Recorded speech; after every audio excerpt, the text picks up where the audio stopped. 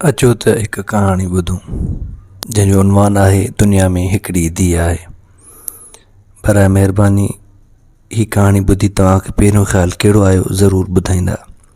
अलाए कंहिं लिखियो आहे पर जंहिं बि लिखियो आहे कहर कयो अथसि। काग़ज़ ते सिटरुनि जी जाइ ते पाणी हारजण लॻो।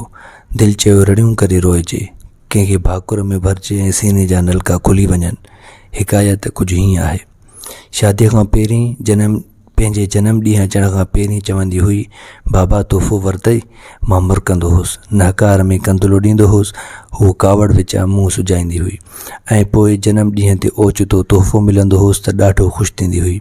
हिन भेरे हूअ सहारे घर हुई। मां बि तोहफ़ो वठी उते वञी पहुतुसि। सरप्राइज़ जे हवाले सां ॿिलीअ पेर कंदो अंदरि घिरियुसि। धीअ जे रोअण ऐं संदसि मुड़ुस ऐं ससु जे विढ़ण जो आवाज़ पिए आयो।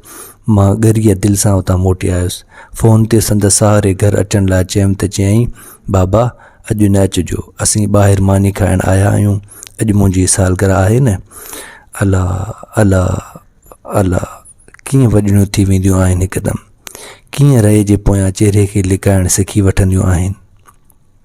असां जूं बुलबुलियूं, असां जूं अमड़ियूं, धीअर मिठियूं।